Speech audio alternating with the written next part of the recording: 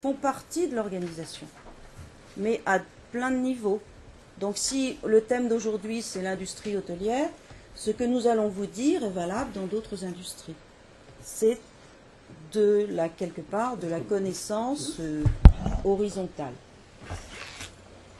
Voilà, donc Yves Vogler et moi-même. Alors, on s'est connus dans nos ateliers de la recherche design, où on a essayé avec un autre universitaire, Alain Fideli, qui est de Montréal, de créer un espace de la recherche en design en France, multidisciplinaire, qui parle du design par toutes les sciences. Et pourquoi on a créé ça en France en 2006? C'est parce que personne ne venait dans les colloques anglais, parce que les Français ont un peu de mal avec l'anglais, apparemment. Mais donc ça nous posait quand même un problème, parce qu'il y a énormément de recherches passionnantes, absolument passionnantes, sur la recherche en design en France. Et malheureusement, elle n'est pas connue. Et encore, elle ne va pas non plus à l'international. Donc du coup, il n'y a pas le retour par ce qui se fait habituellement dans les réseaux de recherche, par les publications, en particulier dans les bonnes revues américaines de management. Alors nous avons travaillé ensemble et... tu veux que je fasse avec ça? D'accord, ok. Donc une petite introduction pour dire qu'on est dans une économie de la transition, c'est-à-dire qu'on est vraiment dans des périodes de chaos, ça nous le savons. Mais ce qu'il faut dire dans ces périodes de chaos, c'est se poser la question quelque part de l'expérimentation. Et c'est là où le design et la pensée design devient intéressante, c'est que c'est un outil de prototypage quelque part. C'est un outil d'invention des nouveaux futurs possibles. C'est un prototype. C'est une méthode de pensée qui nous permet quelque part d'expérimenter. Et c'est là où le design devient intéressant. Donc les questions qu'on nous avait posées, c'est comment envisager le design comme une innovation de service. On a bien vu ce matin avec tous les exemples que le lien entre design et innovation se fait assez facilement. Par contre, les retombées économiques en attente, ça aussi je crois que tout le monde l'a vu, en particulier avec l'exemple qu'on vient d'avoir de McDonald's. Ce qui reste peut-être moins clair en matière de sciences de gestion, c'est comment on fait les choses. Comment finalement on choisit son architecte, son designer, comment on gère finalement tous ces projets. Là par contre ça paraît peut-être un petit peu moins clair. Donc, on va essayer de travailler un petit peu sur ça en se posant deux grandes questions, c'est-à-dire que dans cette économie de la transition, eh bien, il faut continuer à croître et il faut continuer à inventer, et que finalement le design de service et le service en général peut être un outil pour gérer cette transition, en sachant que le design est plus un outil pour poser des problèmes que trouver finalement uniquement des solutions. Et ça, c'est ça qui est intéressant, c'est quelque part avoir un outil pour poser les problèmes. À toi. Alors, on va un petit peu provoquer. Si vous allez sur un site internet comme celui-ci, il annonce fièrement designhotel.com. Ça veut dire qu'il y a des gens qui cherchent clairement des hôtels design. C'est quoi un hôtel design? On va se poser la question. Première version, White Hotel, hôtel dessiné par un designer auquel on a ajouté un tas d'accessoires qui ont été créés par d'autres designers. Est-ce que c'est un hôtel design? Version un peu plus poussée, l'hôtel qui a été créé à côté de la cave de Rioja de Marquès de Riscal, dessiné par Frank Gehry. Est-ce que c'est un hôtel design? On va plus loin. Est-ce qu'en allant planter des tentes traditionnelles dans le désert et en donnant la possibilité de cette expérience d'aller vivre quelque chose de tout à fait étonnant dans un lieu naturel avec un hébergement à l'ancienne, etc. Est-ce que c'est un hôtel design? Est-ce qu'un hôtel de glace dans le nord du Québec qui est redessiné chaque année, retravaillé chaque année, c'est un hôtel design? Ou bien, revenons les pieds sur terre, vous avez un hôtel très bon marché et qui annonce, lui, comme critère de choix, enfin, comme un des critères de choix, on offre le Wi-Fi gratuit. Qui a raison, qui a tort, qui est-ce qu'on vise, quel public est intéressé à ça? Est-ce que par différents moyens comme cela et d'autres qu'on va voir par après, est-ce qu'il y a moyen effectivement de trouver des nouvelles niches de progression? Voilà, donc dans cette période de transition, le service devient un des vecteurs d'une croissance à inventer, dans la mesure où finalement, quelque part, on a complètement changé d'une économie que moi j'appelle l'économie individuelle, hein, l'économie de l'individu. On avait une couverture de Time qui disait que le pouvoir était dans le people et dans nous. Hein. Donc à partir du moment où c'est nous, le client finalement, qui avons la main, et que c'est plus les industries, comment se poser la question de l'interface avec cet individu? Et c'est vrai que le design de service devient à la fois, si vous voulez, un outil d'expérimentation. Non, attends. Et c'est bon. Un outil, non, rien. Un outil d'expérimentation et un outil de pensée. Bon, c'est pas... Non, voilà. Ok, mais non, c'est pas grave. En fait, si vous voulez, quand je dis que le processus de pensée du designer est un outil d'expérimentation ou un outil d'invention des futurs possibles, on utilise là beaucoup en ce moment ce qu'on appelle la pensée holistique, c'est-à-dire que de plus en plus, il y a de plus en plus des contraintes dans les projets. Les designers sont habitués à raisonner sur des contraintes qui sont justement des contraintes qui s'opposent tout le temps. Donc, on va utiliser la pensée holistique et la pensée systémique du designer pour inventer des nouveaux systèmes possibles, en sachant qu'on va être sur des systèmes de contraintes qui vont être contradictoires. Donc, c'est à quelque part travailler sur les paradoxes et travailler sur les chaos.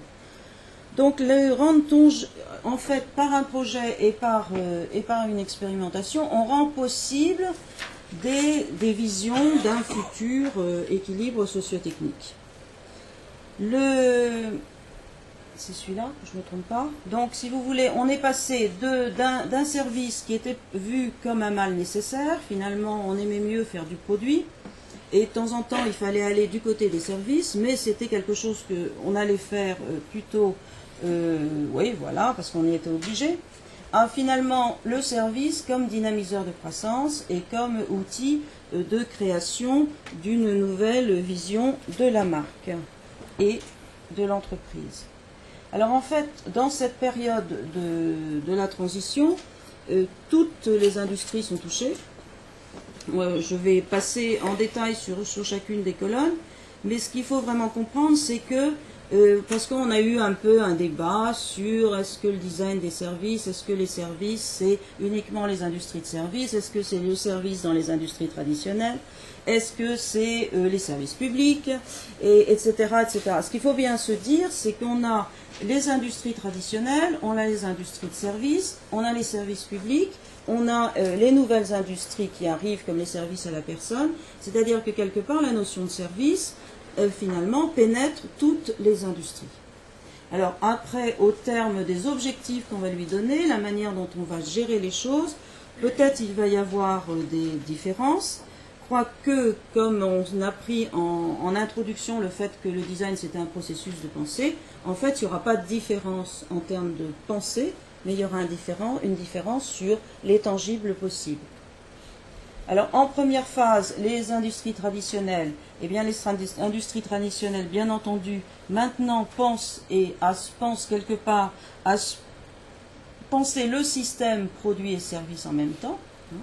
Donc là, on est dans la logique du design de l'expérience, où on a vu de magnifiques exemples aujourd'hui, et on est dans la logique de la création de l'empathie dans la relation avec le client. Donc ça, c'est les industries traditionnelles avec un système produit et service. Dans les industries de services, là, je dirais que le design des services, ils en ont besoin même pour définir l'industrie, donc c'est pas nouveau pour eux.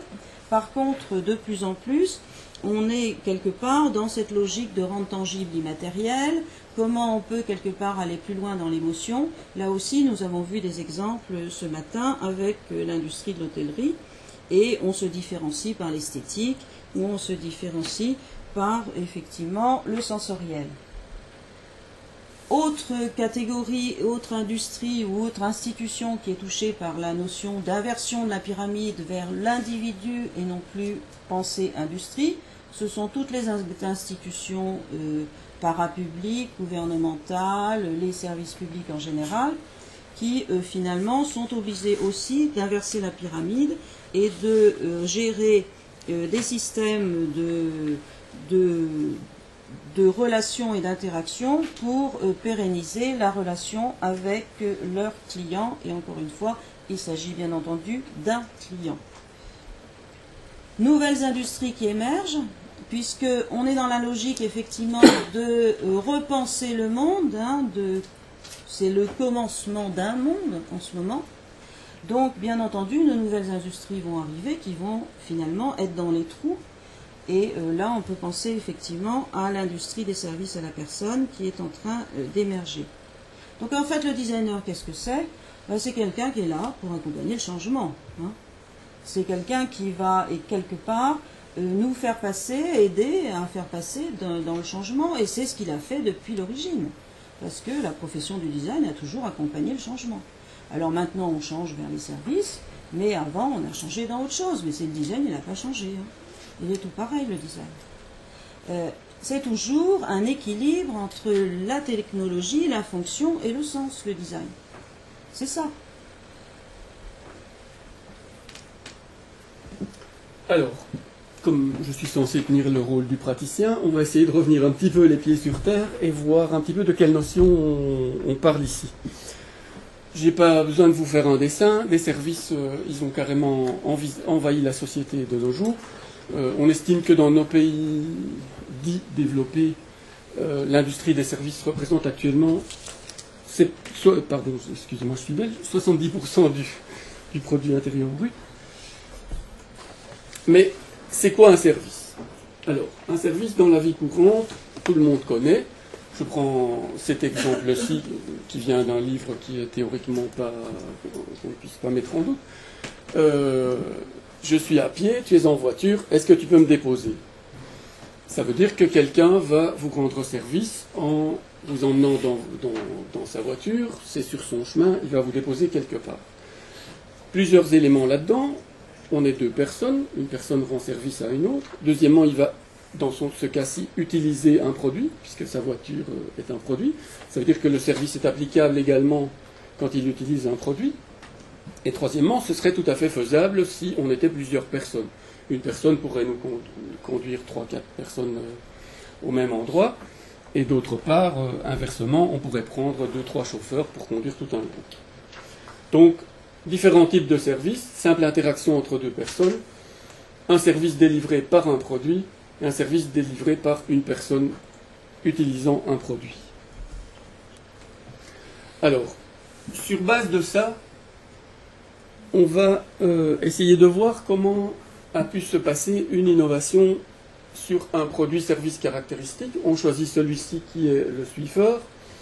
Le Swiffer est un produit qui a été dessiné par l'agence IDEO, qui est quand même une des plus grosses agences qui soit branchée sur ce travail-là, et qui est aussi, qui sont aussi les personnes qui ont développé cette notion de design thinking. Que s'est-il passé pour qu'on passe du simple balai traditionnel au Swiffer? Procter & Gamble a transformé l'image du nettoyage. Ils l'ont transformé tellement bien qu'on n'a même plus peur dans les publicités de montrer un homme qui nettoie. Et comment ils ont fait pour ça? Ils ont agi sur 4 points différents. Sur le process en tant que tel, sur le produit, sur le client et sur la communication. Sur le process, donc, la façon dont on va nettoyer. Ils ont créé un chiffon électrostatique qui modifie en tant que tel la façon de nettoyer. C'est-à-dire que, plutôt que de dire on va déplacer la poussière, ici, le principe qui est reconnu, c'est qu'on va capter, la prendre, et elle va rester sur ce petit chiffon qu'on jette ensuite. Deuxième partie, c'est que justement, on jette ce chiffon après usage. Ça veut dire que cette poussière, on ne doit pas aller la défaire, vider le sac de l'aspirateur, machin, on le jette tel quel. Je vous dis tout de suite, je ne cautionne pas la partie écologique de ce produit, c'est simplement le procédé d'innovation qui nous intéresse ici. Pardon ? Ça met le produit en l'air, si vous dites ça. Pourquoi ? Parce que si on ne jette pas, le système est brisé. Oui, mais non, on peut revenir sur la partie écologique. Ce qui est grave, c'est pas qu'on jette, ce qui est grave, c'est le produit électrostatique qui est dedans. Mais mettons. Toujours est-il que la façon de penser est applicable à la plupart des produits-services et même à la plupart des services. Celui-ci explique particulièrement bien. Deuxième chose, ils ont repensé le produit. Ils ont rajeuni la forme et les couleurs, parce que vous voyez bien entre le vieux balai et ce truc-ci qui est vert, fluo, machin, plexi, ce que vous voulez, il y a quand même une grosse différence. Il est ensuite démontable et il s'adapte à la vie moderne, puisqu'on n'a plus tellement de place pour des outils d'entretien, des choses comme ça, on préfère les consacrer à notre ordinateur et à notre télévision. Et troisièmement, il y a ce principe du consommable spécifique. Ensuite, plus important, et je dirais même à notre niveau plus intéressant, ils ont agi sur le client. Le client, il avait plusieurs problèmes. Le premier, c'est que l'activité nettoyage était quelque chose de totalement dévalorisant. Il faut toucher la crasse, c'est réservé aux personnes soit qu'on paye pour le faire et qu'on paye très mal, soit qui éventuellement ont le temps de le faire parce qu'elles n'ont pas une profession qui les occupe toute la journée. On va essayer de supprimer les freins, et notamment cette question de manipulation de la saleté. C'est-à-dire que comme la saleté va rester dessus et qu'on la jette, la question est réglée de ce côté-là. Et d'autre part, par rapport au client, on va le fidéliser. C'est-à-dire qu'en lui vendant un consommable spécifique qu'il doit chaque fois aller acheter et remettre dessus, eh bien forcément, il va revenir acheter chez nous plutôt que d'acheter n'importe quoi ailleurs. Et surtout, il va revenir acheter souvent. Et dernière chose, ils ont agi sur la communication. Et la communication, à un moment, elle est très très forte. Parce qu'arriver à dire aux gens, on attire et on emprisonne la poussière, c'est quand même fort. Bon, il se fait que ça fonctionne dans une certaine mesure, mais toujours est-il qu'on le voit à la télévision, on le croit, on l'achète. Et dernière chose, du fait de ceci, ça permet de balayer sans tracas. Résultat, on a ici une innovation de produit-service. Une innovation du système produit-service, parce que c'est vraiment le système qui a été analysé dans sa globalité pour essayer de le retravailler depuis, à la limite, l'usine jusqu'à la personne qui l'utilise. C'est donc cette précision très claire que le design thinking, c'est avant tout une démarche globale. Et cette démarche globale qui fait du produit un service. Il est clair qu'au départ, le Swiffer et son balai, c'était un produit. Ici, j'espère que tout le monde se rend compte que c'est devenu un service. Maintenant, pour rendre ceci applicable à du service pur, c'est-à-dire quelque chose qui n'est pas soutenu par un produit qu'on achète, il va y avoir quand même quelques différences. D'abord, un service en tant que tel, c'est pas visible et on ne peut pas le toucher. C'est un balai, à la limite, vous pouvez le toucher.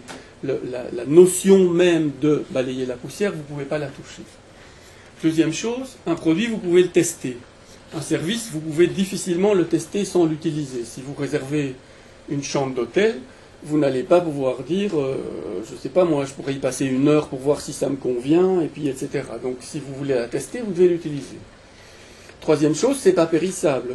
Prenons cette même chambre d'hôtel.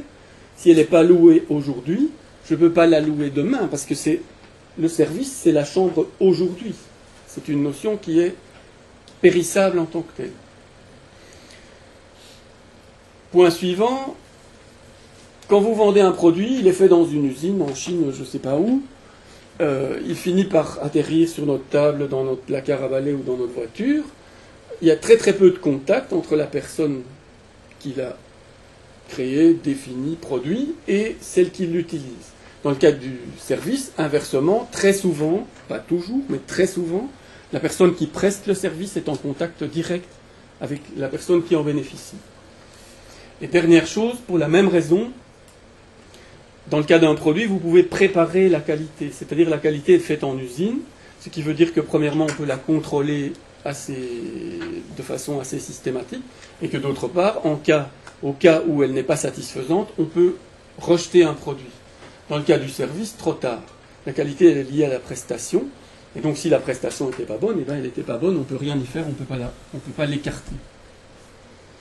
Donc, le design, lui, il a un certain nombre de défis à relever par rapport à cette notion de service intangible. La première, c'est, comme le service est invisible, intangible, et que donc on ne peut pas le tester sans l'utiliser, il faut arriver à gagner la confiance du client. Parce que le client, s'il va dans un magasin s'acheter un appareil photographique, il va le prendre et éventuellement il va faire des tests, etc.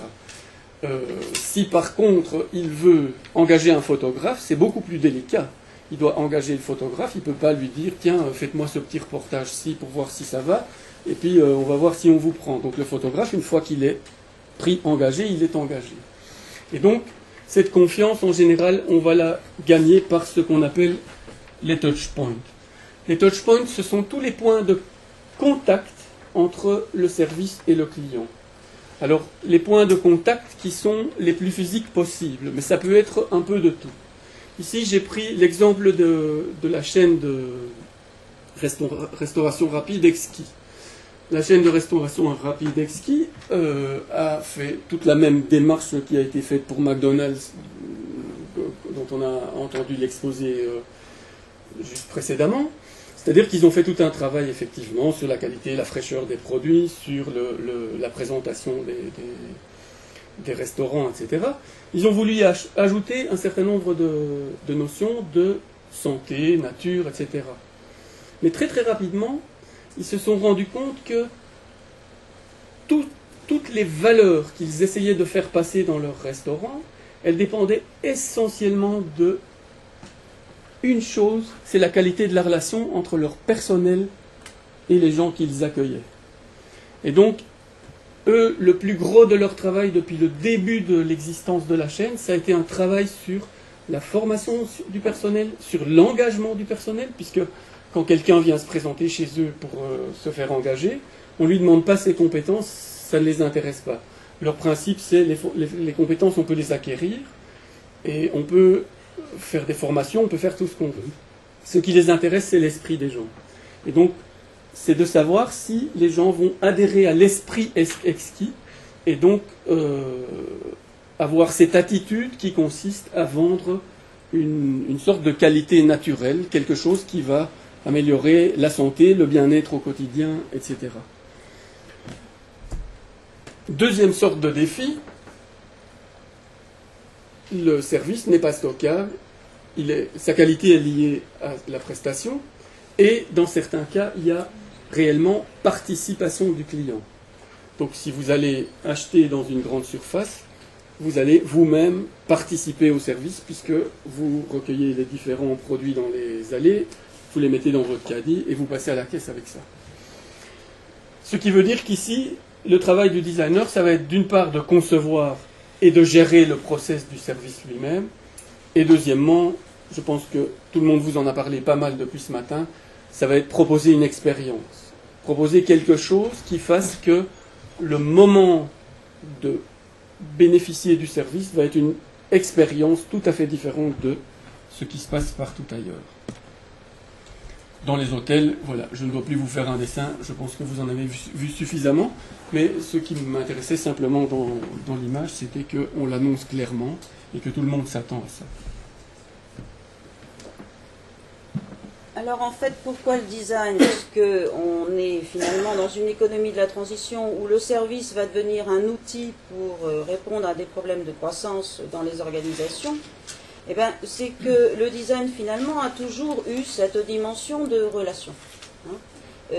Simplement, peut-être que maintenant, on va la mettre un petit peu plus en avant dans dans le processus de pensée du designer, qu'est-ce qui va nous intéresser? C'est la construction de la relation. Et en particulier, nous, ce qu'on appelle le design d'interaction, l'interface design et autres noms de ce genre.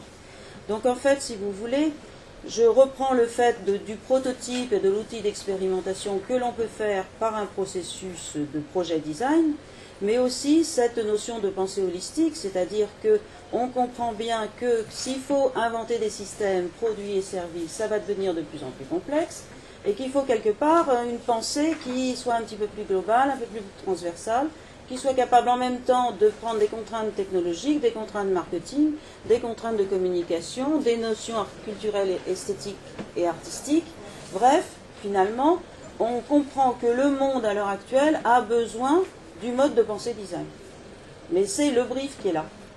Ce qu'il faut bien comprendre, c'est pas faut-il ou non faire du design, c'est que le monde tel qu'il est, avec sa complexité, nous impose de prendre toutes ces contraintes en même temps, et que c'est quelque chose que le designer a été quelque part éduqué pour. Simplement, on va rajouter un petit peu plus, on va rajouter l'environnement, on va rajouter un certain nombre de choses, mais la pensée design est déjà une pensée horizontale. Elle est déjà une pensée qui, d'une manière naturelle dans l'entreprise, si vous voulez, se retrouve plutôt dans un organigramme sur le plan horizontal plutôt que sur le plan vertical. Puisqu'on va, quand on est designer, on est un outil de conversation entre la R&D, entre le marketing, entre la communication et entre éventuellement la gestion des ressources humaines. Donc c'est plutôt le design dans l'interaction qu'il faut voir et de se dire que ce qui va nous intéresser dans la démarche et dans le travail avec le designer, c'est l'aspect managérial des choses, c'est-à-dire d'une certaine manière l'aspect bien entendu innovation, mais l'aspect justement interface, processus, système.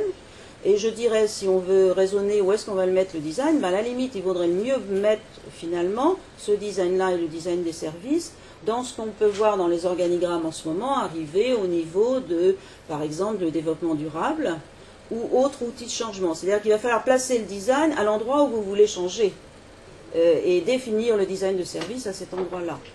Alors, est-ce que c'est la gestion des ressources humaines qui gère le changement vers le développement durable? Ou est-ce que c'est la R&D? Ou est-ce que c'est, bref, à la limite, où est le changement? Et le design devra être à cet emplacement-là, dans une approche, bien entendu, plutôt système d'information, dans notre jargon gestion, et plutôt, bien entendu, interactive. Donc, ce qu'il faut, c'est repenser, je dirais, se reposer les questions éternelles de l'humain. Je veux dire, on ne change pas. Le monde, c'est vrai, va recommencer. On est dans un système socio-technique qui est à réinventer. On est dans des équilibres socio-techniques à réinventer. Mais les fondamentaux des questions humaines, elles ne changent pas.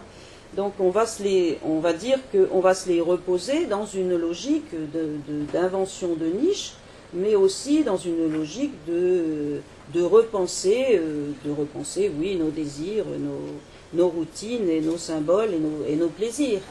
Mais il n'y a pas vraiment de changement à ce niveau-là. Le changement, c'est peut-être de bien penser que le designer est un outil qui accompagne le changement. C'est là où il doit être. C'est peut-être ça et s'il est là, finalement, d'une manière assez naturelle, comme le processus de recherche d'un designer, vous l'avez bien vu avec les exemples de ce matin, est d'abord un processus de recherche, de définition du problème, eh bien, si l'environnement a changé, bien entendu, le problème aura changé, et le design de l'interaction changera aussi.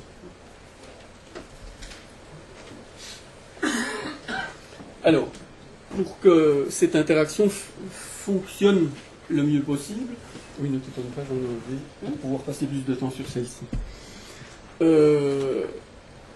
Il y a un élément qui est absolument fondamental dans cette pensée design, c'est la notion de se mettre en empathie avec les personnes qui vont être les bénéficiaires du service. Il y a une histoire assez célèbre, on peut la trouver quelque part en film sur Internet. Le groupe IDEO avait comme client une entreprise, enfin pas une entreprise, une chaîne d'hôpitaux, et ils avaient envoyé une espèce de cobaye dans le service des urgences avec simplement une petite caméra près de lui. Et il filmait simplement ce qu'il voyait pendant qu'il était reçu à l'hôpital. Et à un certain moment, il montre ce film aux dirigeants de la chaîne d'hôpitaux. Et le film, à un moment, ne bouge plus. C'est-à-dire qu'il faut bien vous rendre compte que quand vous avez quelqu'un aux urgences, on va voir très souvent le plafond, le cialytique, le machin, tout ce qu'on veut. Et de temps en temps, une infirmière ou un médecin qui se penche sur lui, mais en règle générale, il ne se passe pas énormément de choses. À un certain moment, on se rend bien compte que la personne sur son lit est emportée par dans un couloir, on voit un plafond avec une espèce de bulle d'éclairage, et puis l'image s'arrête.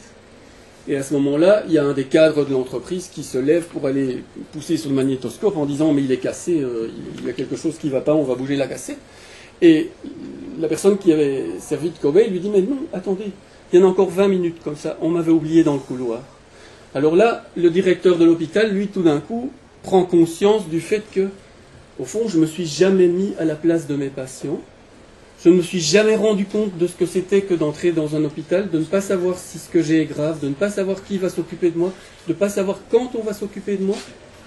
Et donc c'est cette notion-là de dire, on va essayer d'aller observer et de se mettre réellement en empathie avec les gens qui vont devenir les bénéficiaires du nouveau service qu'on va leur proposer.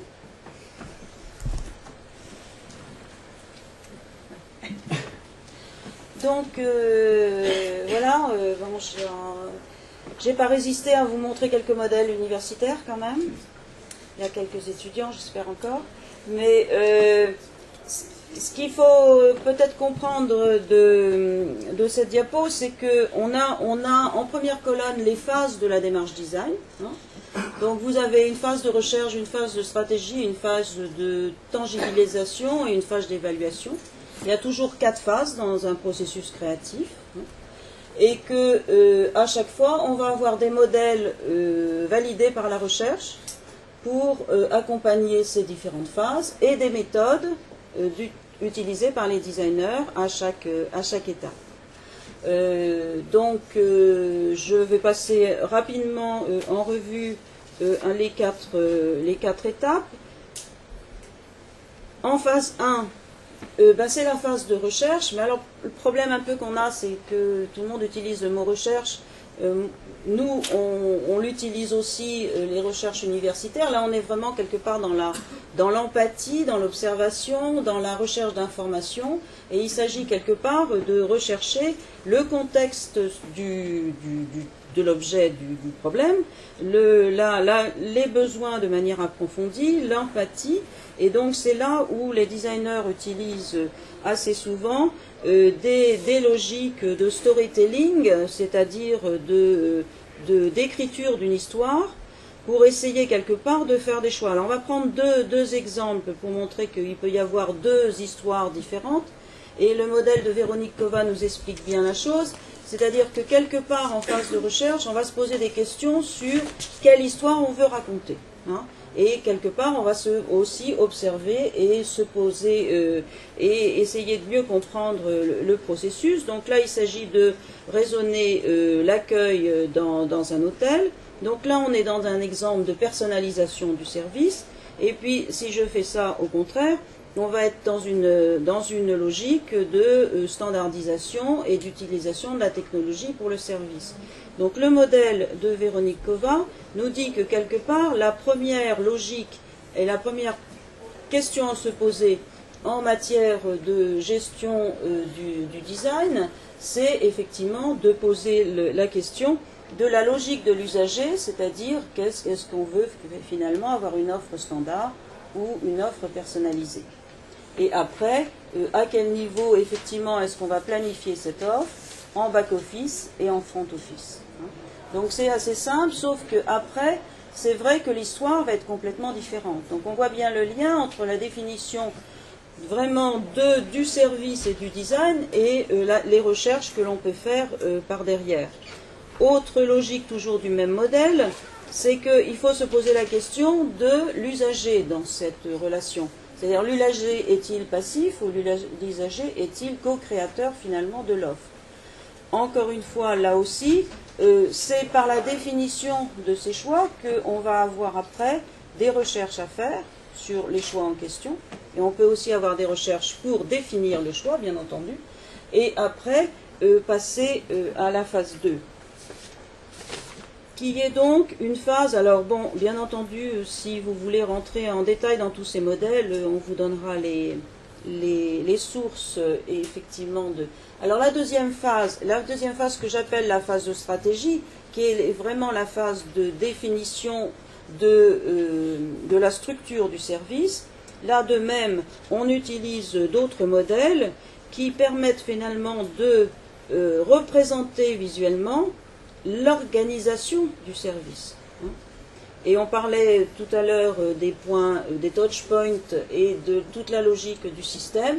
Eh bien, c'est vrai qu'on utilise des man mapping, des outils de ce genre, des outils de scénario, pour bien et finalement représenter le service dans sa constitution aussi sur le plan opérationnel. En phase 3, c'est la logique du tangible. Là, donc, on a vu assez en détail, en se posant la question, bien entendu, de la cohérence entre eux, et l'exemple que tu as donné d'Eski est tout à fait ça, c'est-à-dire, est-ce qu'on est dans la cohérence entre le voulu en phase 1 et 2, et finalement la tangibilisation du service. Et là, on avait l'exemple où finalement, quelle que soit la déco qu'on ait prise, c'était l'interaction avec les employés qui était le plus important. Donc, comment est-ce que finalement on a réussi à établir cette logique du tangible et à faire en sorte que le risque, et le risque perçu peut se définir à plein de niveaux vis-à-vis du client, mais vis-à-vis aussi de la notion de risque dans l'entreprise en général. Et puis je terminerai par la phase d'évaluation de la valeur. Donc quelque part, on est dans un processus qui est encore une fois en 4 phases, mais il ne faut jamais oublier qu'il y a une phase de retour sur investissement et quelque part de mesurer la valeur que l'on a créée. Et ça j'avoue que dans les briefs, c'est pas toujours là déjà, et puis c'est pas toujours demandé par les designers parce que dans l'ensemble ils ont horreur d'être mesurés. Donc on a parlé ce matin d'émotions positives, tout ceci peut totalement se mesurer. Et maintenant, on a des modèles, et en particulier le mien, mais le mien a été validé depuis par bien d'autres thèses, qui font qu'on se rapproche tout à fait au niveau des logiques de management de la valeur avec le management du design, ou bien entendu du design de service. C'est-à-dire que l'on a toujours, pour tout projet, mais quelque part, il faut qu'on sorte en matière de management de la logique du projet pour bien penser que le design est une compétence, tout simplement, que cette compétence, bien entendu, se mesure comme toutes les compétences de l'organisation et que l'on peut tout à fait utiliser le tableau de bord prospectif pour mesurer cette compétence. Donc, je ne vais pas rentrer dans le détail du tableau de bord prospectif, mais il y a de toute façon les logiques du client, de la performance, de l'employé et du financier. Et pour tous ces, je dirais, intangibles sur lesquels le design de service va avoir un impact, on a bien entendu des outils de valeur. Et très souvent, tout le monde me dit, mais attends un peu, ton design, comment on va le mesurer? Pas de problème. On prend tout simplement les outils de gestion qui existent là et on rajoute tout simplement le design dedans. C'est juste qu'on avait oublié qu'il existait le design. Parce que les outils d'audit de marque, les outils de satisfaction de vos employés et autres outils, vous les avez déjà. Maintenant, la connexion intellectuelle et cognitive avec le mot design, c'est ça qui est à mettre. Mais sinon, les outils sont déjà là. Donc, on rejoint bien entendu la valeur marché, la valeur d'innovation et d'une manière générale, tout simplement, la valeur des intangibles. Et alors, ce qu'il faut comprendre tout de même, c'est que là, on est quand même dans une logique qui nous y pousse, puisque les lois, vous le savez, vont pousser les entreprises de plus en plus à donner une valeur à leurs intangibles. Je termine, oui, on est juste dans les temps, j'ai encore deux ou trois slides. Je me suis amusée à vous provoquer un peu.